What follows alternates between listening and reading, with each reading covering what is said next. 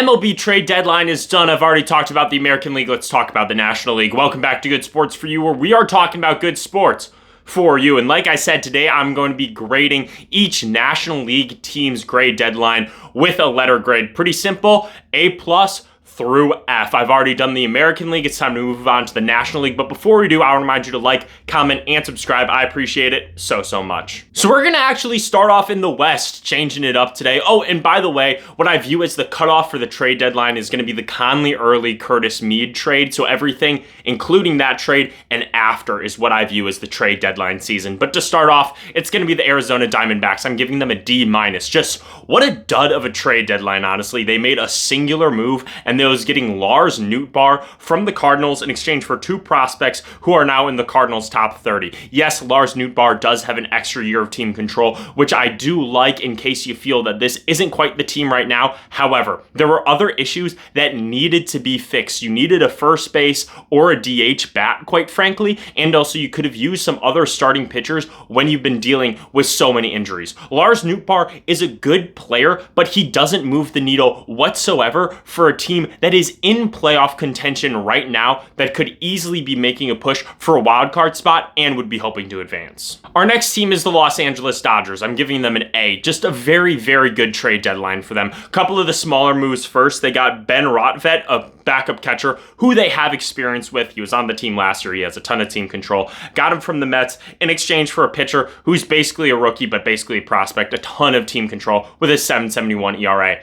Love that move for them. They needed backup catching. They got a guy that they know they like and that they know that they can trust. And then they also gave up Jack Sawinski to the Rays in exchange for a prospect who's in their top 30 and also another backup catcher. These are honestly the moves that keep the Dodgers competitive. You traded away a guy that will never see time on the field for you this year. In exchange, you get a guy to help reload your top 30 prospects, and also you get a guy who could serve as a backup catcher, but if not, you send him down to the minors. No harm, no foul, basically. Again, for a guy who will have quite literally zero impact on your team. And then next up, you got Kris Bubic, who is on an expiring contract. In exchange, you gave up Carlos Duran, who's not in your top 30. He's like technically a rookie. He's pitching like 0.1 innings. Gave him to the Royals. Love this deal for him. Kris Bubic, former All-Star. Yes, he's been beat up this season, but we know what he can be. This is a fantastic move. Now it's like your 7th, 8th guy in the rotation. If everything goes completely wrong, or you can throw him in the bullpen, whatever you need, this is just yet another safety net on a team that has a million safety nets that they could potentially go through.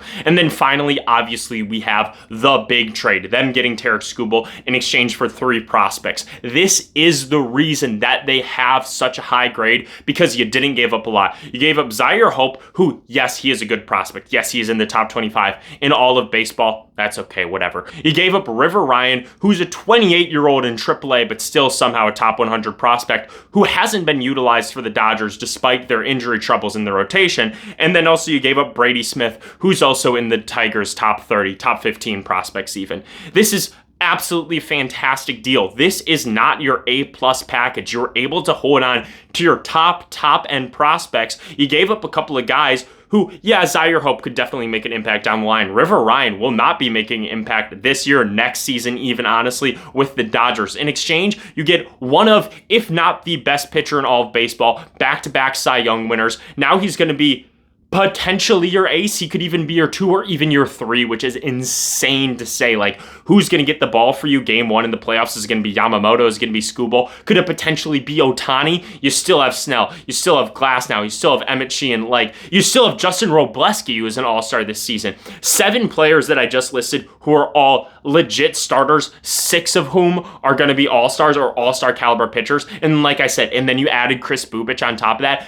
Just a very good trade deadline by a team that we know what they do. The rich just get richer. This team is looking unstoppable, although these last couple series, they've looked very stoppable right now. But a phenomenal trade deadline, hence the A. Moving on to the San Francisco Giants, the complete opposite of the Dodgers. They went into full sell mode. I'm giving them a B+ because you did what you were supposed to do, essentially, and you got back some good pieces in return. First off, a couple of the smaller moves. You gave up Tyler Mahle to the Braves in exchange for Anthony Molina, who's had a 5.4 ERA, but has a ton of team control. Mahle was on an expiring contract, so you needed to get rid of him. He's had a decent season for you, but he was on an expiring contract. You probably weren't going to bring him back. He doesn't fit the timeline. Absolutely get rid of him. Next up, they gave up Eric Miller and also now the Red Sox 14th ranked prospect, obviously, to the Red Sox. Eric Miller's been having a very good season, 2.73 ERA, got a ton of team control, and in exchange you get Marcelo Meyer. This was one of the most shocking trades to me. Marcelo Meyer, we know, was a top 5 overall pick. We know that he was a top prospect.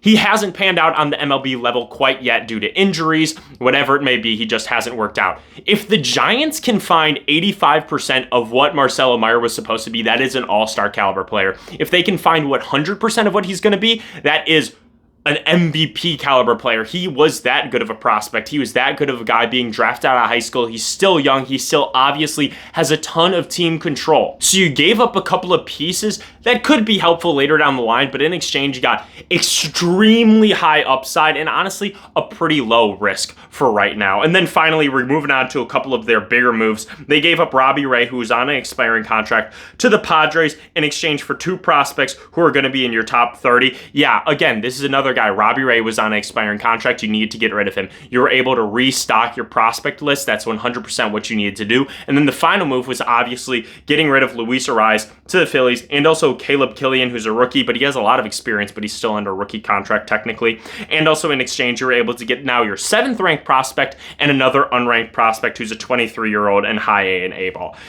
My only thing about this, I feel like you could have gotten a little bit more. Luis Arraez has been really, really good this season. That's one of my things that's holding them back from being in that A territory for me. And then also the other thing is it would have been really nice to offload one of your bigger pieces like a Matt Chapman, like a Rafi Devers, because quite frankly, where you're at right now, I feel that you're going to have to go into a long-term rebuild. Those guys do not fit the timeline. Why not try to get them off now? I'm not surprised that they weren't able to. I don't even know if that was ever a discussion, quite frankly, but that would have been the one thing that I kind of would have liked. But honestly, as a whole, this is the beginning of the rebuild, and it's a good first step to reload all your top prospects. And also, like I said, you got Marcelo Meyer, who has huge upside. Moving on to the San Diego Padres, I'm giving them an A-. They went out and bought. Now, I will say, in my preview video, I wanted them to sell. However, with the moves that they did make and deciding not to sell, I still think that they're moving in the right direction. I still don't trust this team to make it far in the playoffs, but the couple of moves that they did, it makes sense that if later down the line, if next season they're like, okay, this isn't working, they still have that flexibility. They didn't commit themselves to anything long-term. Smaller deal first, they got Hunter Stanton from the Pirates in exchange for an unranked prospect. Yeah, okay, he's got a ton of team control. 5.40 ERA this season with 3 innings of work. And then obviously we have the Robbie Ray trade, which we just discussed with the Giants. On the flip side of it, you get a very good starter. He's probably going to be your 3 starter with a ton of experience. This makes the rotation way deeper. So I really like the move for the Padres going out and going in and getting them. And then also the next trade is obviously the bigger one is going to be Casey Mize and Gage Workman, who's kind of whatever right now, from the Tigers in exchange for 2 prospects, one of whom is the 6th overall prospect in the Tigers organization, and then the other one who has 5 innings in the MLB and is 27 years old. I really like this move again for the Padres. But the thing is, I feel that you kind of have to look at both of them together. If you didn't make both of the moves, I would have been like, I don't love this. They're not fully committing. But the fact that they made both moves, both of these guys are on an expiring contract. You're basically saying, hey, we're willing to put some of the chips in for this season. If this season doesn't work out, we can say, alrighty, that's that. We went out, we got 2 all-star caliber pitchers who will help us in the playoffs. Because if you're looking at a rotation of Michael King, Robbie Ray, and Casey Mize in whatever order it may be, if you're looking at a 3-game series, if you're looking at a 5-game series, you're scared at that rotation. And then finally in the West, we're going to have the Colorado Rockies. I'm giving them a B, and honestly, it's not because of the moves that they made, but rather the moves that they didn't make. They were able to hold on to Hunter Goodman, which I love. I cannot stress that enough. And also, I know that this doesn't really count as the trade deadline, but Mickey Moniak signing the extension, I really really happy for him. But the moves that they did make, they got rid of Victor Vodnik, sending him to the Marlins. He's had a bad season. He's got a ton of team control. He has a well above 5 ERA. In Coors, even so, that's still not it, right? In exchange, you were able to get Connor Norby, who's had an 82 OPS plus this season. He's been back in the minors, but he has a ton of team control. And then also, you get a prospect who's going to be in your top 30, who's a 23-year-old in high A. Love that move. You get a guy who you're like, okay, isn't working out right now. He still has a lot of team control. We're able to get back a top 30 prospect and also a guy, maybe you retool him a little bit in Connor Norby, whatever it may be, try to turn him into a little bit of something. Low risk, low reward there. And then you have Brenton Doyle sending him to the White Sox in exchange for 2 prospects, one of whom is 26 years old in AAA and in your top 20 prospects, and another one is a complete lottery ticket, 16 years old, unranked prospect in the Dominican Summer League. So yeah, you get a guy who could potentially even help you later down the line or potentially even this season, and also you get a lottery ticket thrown in there. Brenton Doyle has been really bad this season. He does have a lot of team control, so sending him to the White Sox makes a ton of sense. And then the final move that you made is you got rid of Antonio Senzatella, who's on an expiring contract, to the Brewers in exchange for 1 prospect who's unranked and 1 prospect who's their 26th ranked prospect who's 19 years old in single A. And then the other guy is 26 in AAA. Again, very similar thing, restocking your farm system in addition to getting an older AAA pitcher who's unranked, who could potentially help you right now in exchange for a guy who doesn't fit, is on an expiring contract. Love that move for the Rockies, but like I said, honestly, the biggest thing is that they were able to hold on to Hunter Goodman. Moving on to the Central, we're starting with my Milwaukee Brewers. I do not like their trade deadline. I'm giving them a D. If you want to hear my full thoughts and opinions, make sure to check out my video on that because I'm not happy at all, but I'll go over the highlights right now. So Bo Naylor and Cody Hewer we were able to get from the Guardians in exchange for Blake Perkins and Craig Yoho. Didn't love that move because I love Blake, and also Craig Yoho was getting a lot of innings for us, quite frankly. In exchange, we were able to get a 4th string catcher, maybe 3rd string, and then we got Cody Hewer, who I was like, okay, he could be interesting, and then we traded him to the Orioles for cash. So basically, we gave up our 5th outfielder and also a guy who was getting innings in our bullpen in exchange for money in a 5th string catcher. So I don't love that whatsoever. And then we got the Antonio Senzatella trade on the flip side of things. Yeah, I'm fine with that. You didn't have to give up any prospects who were ranked in your system. We obviously have a very deep farm system. And in exchange, you were able to get one of the better relievers on the market. My only concern is he isn't quite as high leverage. And also, he's going from Coors to somewhere else, and that just can make all sorts of things funky. Look at how we were doing with Nick Mears a couple of seasons ago. And then finally, we had the Dustin May trade, which I wasn't very happy about. We got Dustin May and Jojo Romero from the Cardinals, which I also don't like trading with the Cardinals because it's the Cardinals and I hate the Cardinals. And we gave up 2 prospects who are both going to be in the top 10 for the Cardinals, both of whom are very good. And I'm like, dang, we don't give up a lot of prospects, but the 2 that we do give up apparently are like dogs. Like, I've also been doing more research into them, and people are like, these guys are going to jump up even higher in the next updated ranking. So I'm upset with that. And also the thing is, Jojo Romero is hurt right now. He had appendicitis, so he's going to be coming back later in the season, so you don't get as much value there. All these guys are on expiring contracts. I think Antonio Senzatella has a team option, which I would be shocked would be picked up. And then Dustin May has a mutual option, which again, I would be surprised if it gets picked up. My thing is also people are going to talk about, oh, the Brewers pitching lab. Please go watch my video on it. I talk about the Brewers pitching lab when it comes to midseason acquisitions. It's not a thing. It's only in the summer. So I'm not very happy with the Brewers moves as a whole. I'm like, you're in first place. Go out and make moves to make yourself better right now. Instead, you get a 3rd-tier starter and a couple of maybe 2nd-tier relievers, if I'm being generous. Moving on to the St. Louis Cardinals, they didn't make a ton of moves, quite frankly. They got Caleb Ferguson from the Reds in exchange for pool money. Okay, whatever. He's on an expiring contract, 4 ERA this season. And then, obviously, the Dustin May and Jojo Romero trade. On the flip side of it, the 2 prospects, I like that move for the Cardinals. Oh, I didn't know if I said that. So I'm giving the Cardinals a B. As a whole, I liked what they did. They did what I expected them to do, which was get rid of Dustin May, get rid of Lars Nootbaar, all of those tiny deals. They didn't do anything that was out of the ordinary, quite frankly.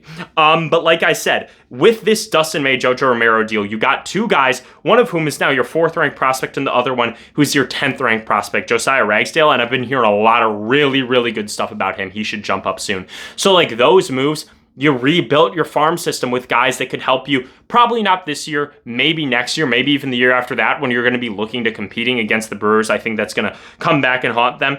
And then also they gave up Lars Nootbaar for two guys who are going to be in your top 30 and also a player to be named later. Yeah, love that move for them as well. Lars Nootbaar was not fitting the timeline. You got rid of him. My only complaint is I know Alec Burleson doesn't have a lot of time on his contract, so I was surprised to see that he's sticking around. That's my one thing. Pretty solid trade deadline out of them. And then next up, we have the Chicago Cubs. I'm giving them an A. I absolutely love what they did. First up, got rid of Jameson Taillon to the Blue Jays in exchange for money. Yeah, absolutely. He was awful. You got Braxton Garrett from the Marlins in exchange for two prospects, one of whom is in the top 15 for the Marlins. Braxton Garrett hasn't been very good, but whatever, innings are innings. You got Ryan Zefferjon from the Angels. I do like this move. The only issue for me, though, is you gave up Moises Ballesteros and you also gave up another prospect who's now the 15th ranked prospect for the Angels.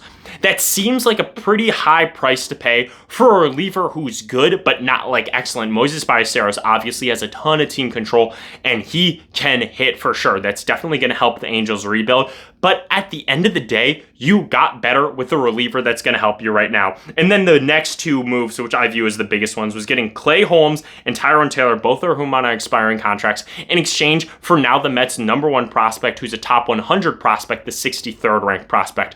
Love that move for them. I love Tyrone Taylor. I hope he doesn't play well with the Cubs, obviously. But I love Double T. He's a very good player. He's a great fourth outfielder, maybe fifth outfielder if you need it. If there's a day that Ian Happ isn't feeling great, yeah, throw Tyrone in there. If there's a day PCA wants to DH, yeah, throw Tyrone in there. Whatever it may be, love that move for them. And Clay Holmes was one of the better starters that was on the market. You went out and you got him, and he's on an expiring contract, so it'll be free next year. And then the last move that they made is they got Kevin Gausman, also on an expiring contract from the Blue Jays, in exchange for two prospects who are going to be in the top 20 for the Blue Jays. This is another good move for them. The biggest concern was their starting pitching and also relief pitching. So you went out and you got two of the best starters on the market, and also you got a good reliever. That is exactly what the Cubs needed to do. They had a script and they followed it to a T. I never thought they were in the scuba discussions, so they went out and they got two second-tier guys.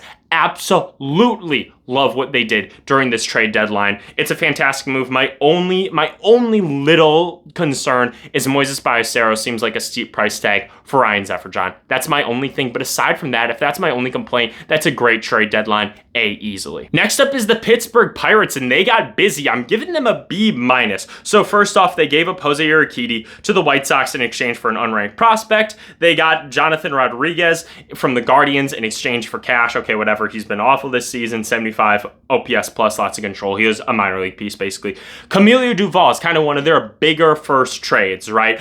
They got him from the Yankees in exchange for two prospects, one of whom is in the top 30. Seems like a bit of an overpay from a Yankees team that was just or to a Yankees team who just seemed desperate to get him off of the team. He's been really, really bad this season for the Yankees, but at the end of the day, the Pirates needed bullpen help. He's a guy that will give you innings in the bullpen, and he definitely can be decent. If you can get him back to anything close to where he was with the Giants, I think you love that move. And then next up, we're going to have Lake Bakker from the Marlins, who has a 3.84 ERA, a ton of team control in exchange for three unranked prospects. Absolutely love that move for them. You got a guy who's a very controllable piece, who has a ton of years left on his contract. He's a reliever, can do some spot starts here or there, or an opener or whatever it may be. Really, really like that move for them. And then moving on, you gave up Hunter Stanton to the Padres in exchange for an unranked prospect. Cool. You got Kirby Yates from the Angels in exchange for an unranked prospect. Yeah, again, he's just another guy that will give you innings. He's been pretty good this year with about a 4 ERA. Love that. And then finally, the biggest one is you got Luke Weaver, who also has an extra year on his contract, who has a 1.84 ERA this season. He has been fantastic. And in exchange, you gave up what's now the Mets' 11th prospect. I love that move for them. And also, Camilo Duval has another year on his contract. So you got a couple of guys who are on expiring contracts, and you got a bunch of guys who at least have one more year. So if you're looking at this team and you're like, this isn't really our year to go for it all the way, that's okay, because now we have a lot of pieces that are still under team control for next season and some pieces that are still under team control for the season after that. My only complaint is I would have liked to get a bat that can replace Marcell Ozuna, because he's really, really been struggling this season. This honestly was a trade deadline of the Pirates doing what they were supposed to do. I may even bump them up to a B. I'm kind of talking myself into it. I think I will. And then finally, we're going to have the Cincinnati Reds. I'm giving them a D-. Do not like their trade deadline at all. They basically did nothing when they had a ton of expiring contracts. You knew that you weren't going to be able to go for it this year. They gave Juan Burrito to the Guardians in exchange for cash. They gave Caleb Ferguson to the Cardinals in exchange for pool money. And then the final big move that they made is they gave Nathaniel Lowe to the Guardians in exchange for an unranked prospect who's 19 years old in A/rookie ball. My biggest thing is you didn't get rid of any of your other big pieces that were expiring contracts. You didn't get rid of Geno Suarez. You didn't get rid of Brady Singer. You didn't get rid of Tyler Stevenson, all of whom have been... Geno hasn't been fantastic this season, but you cannot tell me that a team isn't like, hey, if we can get Geno on the cheap, if we can get him for an unranked prospect, whatever it may be, he's a bat that when he's hot, he can carry an offense. Brady Singer has been good. If you can slot him into a 4 spot or whatever it may be, I think a lot of teams would love that. Tyler Stevenson as a backup catcher or even a starting catcher, I think a lot of teams would like that. I'm not as upset that they didn't get rid of Tyler Stevenson because I think that he's like the longest tenured Red, so that would have been sad. However, this team is not going for it this year. Go out and get some young controllable pieces because now you're going to be losing these guys for nothing, which I'm like, I feel the Reds are going to be going in the direction of a rebuild or a retool or whatever it may be. You got to find a way to maximize your time when you have Ellie, when you have Sal Stewart, when you have Hunter Green. I know that he was potentially on the box and everything like that. It's just, I'm not happy with their trade deadline whatsoever. Moving on to the NL East, our first team is the Atlanta Braves. I'm giving them a D even because they didn't make a lot of the moves that they needed to make. The first move that they made is they got Lane Thomas and Bailey Falter from the Royals in exchange for Lucas Braun, who's now the Royals' 11th ranked prospect who has really good numbers in AAA and 24 years old. And then also they gave up an unranked prospect. Yeah, okay, Lane Thomas is on an expiring contract. He's been a decent bat. He's good against lefties. Okay, he'll be your 4th outfielder as a platoon guy, whatever it may be. That's okay. And then they got Tyler Mahle from the Giants, which we already talked about, in exchange for Anthony Molina. Yes, he will go out and he will get innings for you. However, he's not a top-end starter, which they desperately needed. They got Brett Suter, very similar thing. They got him from the Angels in exchange for Nacho Alvarez Jr. Again, he will give you innings. He's on an expiring contract.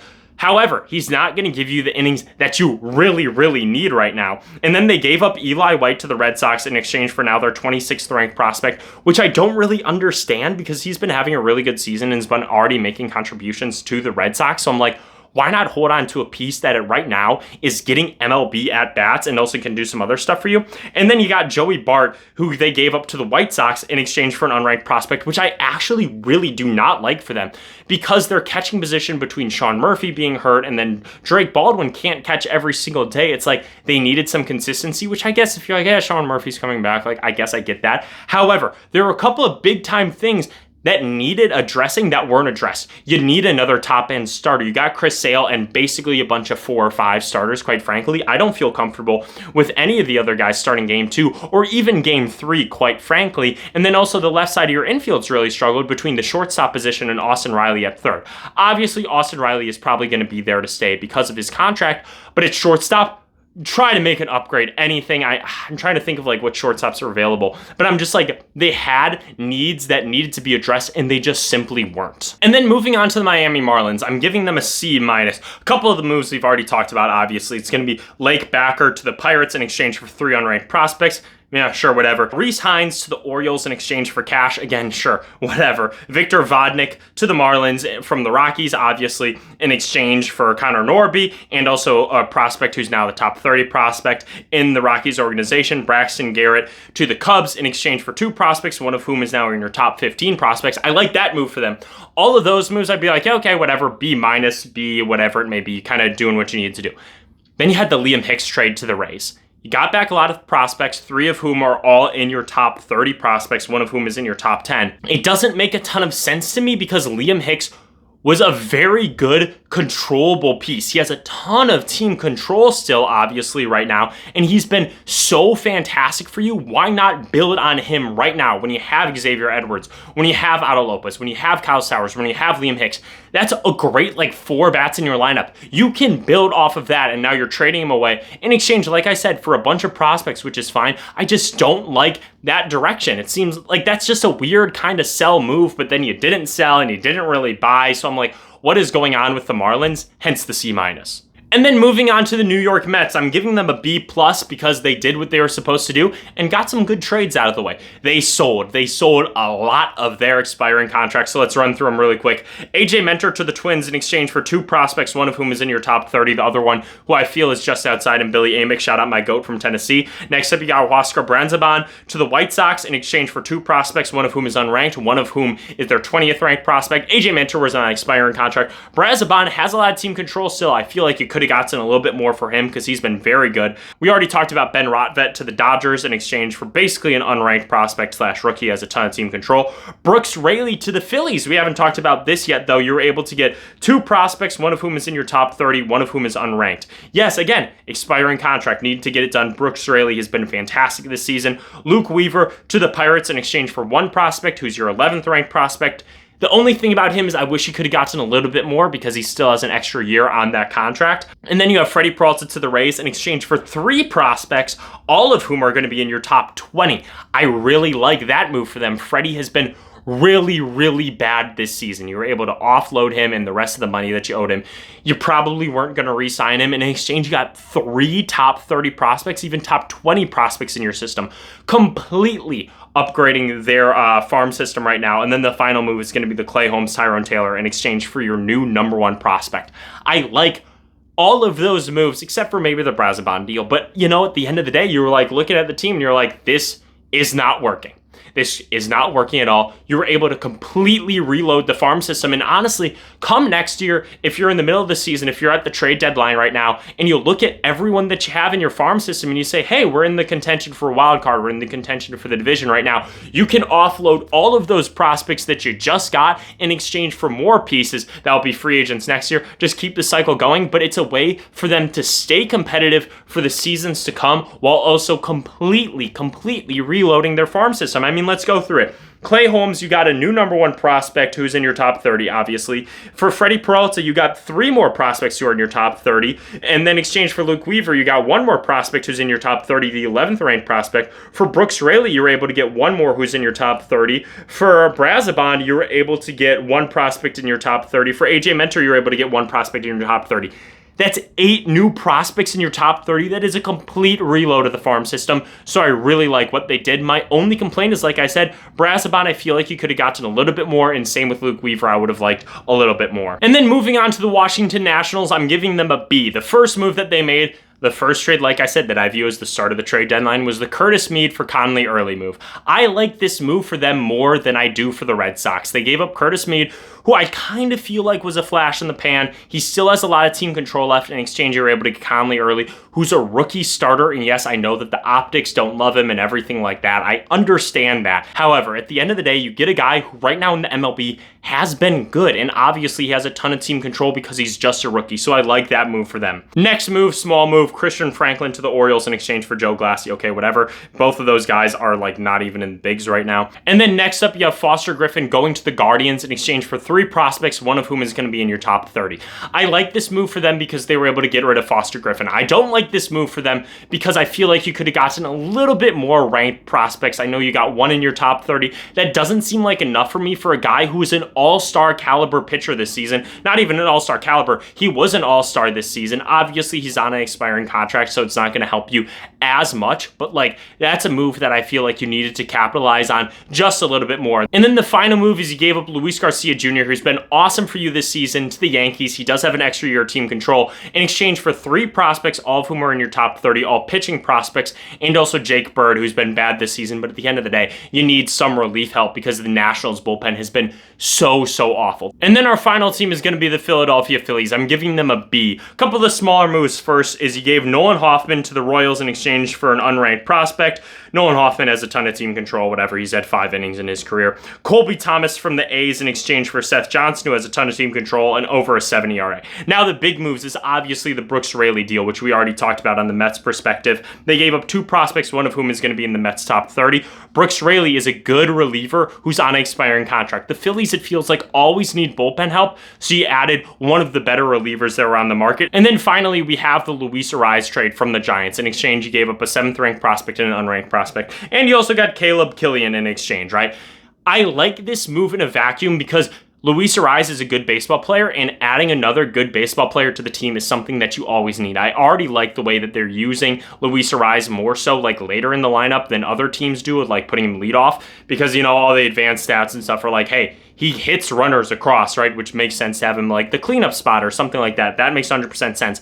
My only complaint with this is like the defense is now looking whack. You got Luis Arraez at second. You got Bryson Stott at third, which isn't his natural position. And then you got Alec Bohm at first. Alec Bohm is not a good defender. He's a bad defender. His lowlights are like very hard to watch. And then you got Bryce Harper in right, which is like, yes, obviously he has a ton of experience in right field, but he's not the guy that he was when he was in his 20s. He's a lot older. He's not moving as well. So the defense is looking shoddy to say the least. So my only thing is like, yes, I like the move in a vacuum. I like the Brooks Raley deal, but I don't love the Luis Arraez trade for the Phillies specifically. But because he's like a good player, it like kind of evens out. So I would have given that trade like a B minus, a C plus. I would have given like the Brooks Raley deal probably like a B plus. Put it all together, and you get a B, quite frankly, for the Phillies. I still don't really trust this team in the playoffs. I still think that they're old. If that comes back to bite me, I've said it a million times. I don't think their defense is good. They have good pitching. Don't get me wrong. They have good pitching. But I just don't trust them in the playoffs whatsoever. But that is all I got. Make sure to like, comment, subscribe, do all those things. Leave a comment for sure if you think that I got something right or if I got something wrong. But definitely comment about your team. You know the most about your team. But make sure to like, comment, subscribe, do all those things. And I'm out. Peace.